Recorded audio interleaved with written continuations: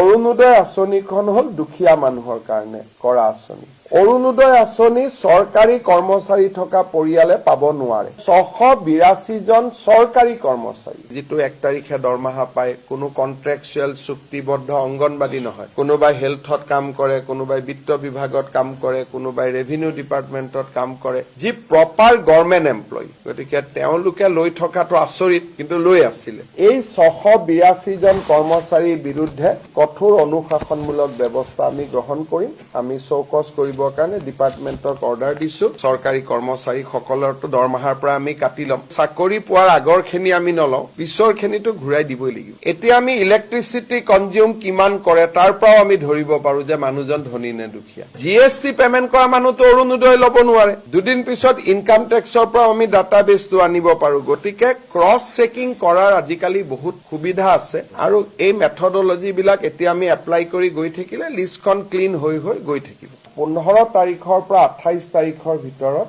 অৰুণোদয় 3.0 আমি হিতাধিকাৰীসকলক নিৰ্বাচন কৰিব খুজিছো। 3.0 বেছি হিতাধিকাৰী থাকিব, সম্প্ৰসাৰিত ব্যৱস্থা হ'ব, লাহে লাহে জীৱন বীমা আদিৰ লগতো লিংক আপ হ'ব।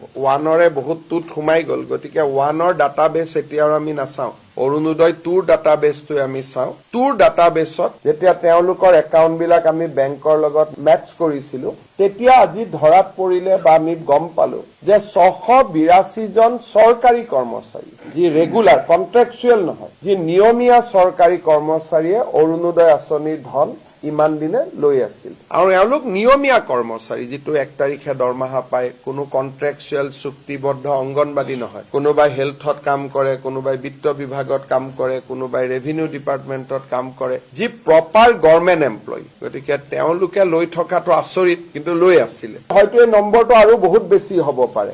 অৰুণোদয় আঁচনিখন হল দুখীয়া মানুহৰ কাৰণে কৰা আঁচনি। অৰুণোদয় আঁচনি চৰকাৰী কৰ্মচাৰী থকা পৰিয়ালে পাব নোৱাৰে। সেইকাৰণে কোনোবা যদি কৰ্মচাৰী এতিয়াও এনেকে টকা পইচা লৈ আছে, যাতে ডিপাৰ্টমেণ্টেল প্ৰচিডিঙৰ আওতাত আহিব নালাগে, ভলেণ্টিয়াৰী তেওঁলোকক নিজৰ নাম অৰুণোদয় আঁচনিৰ পৰা আঁতৰাই দিবৰ বাবে মই অনুৰোধ কৰিম।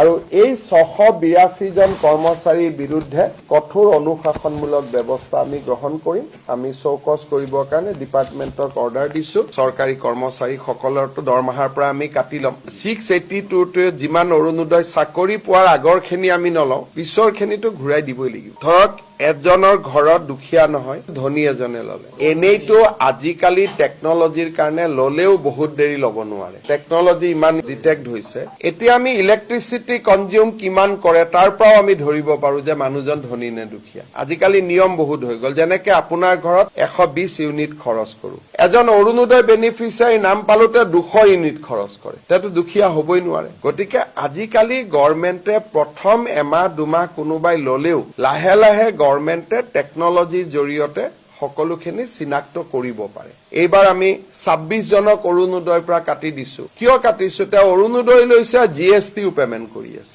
গতিকে GST পেমেণ্ট কৰা মানুহটো অৰুণোদয় ল'ব নোৱাৰে। দুদিন পিছত ইনকাম টেক্সৰ পৰা আমি ডাটাবেছটো আনিব পাৰো। গতিকে ক্ৰছ চেকিং কৰাৰ আজিকালি বহুত সুবিধা আছে আৰু এই মেথডলজি বিলাক এতিয়া আমি এপ্লাই কৰি গৈ থাকিলে লিষ্টখন ক্লিন হৈ গৈ থাকিব।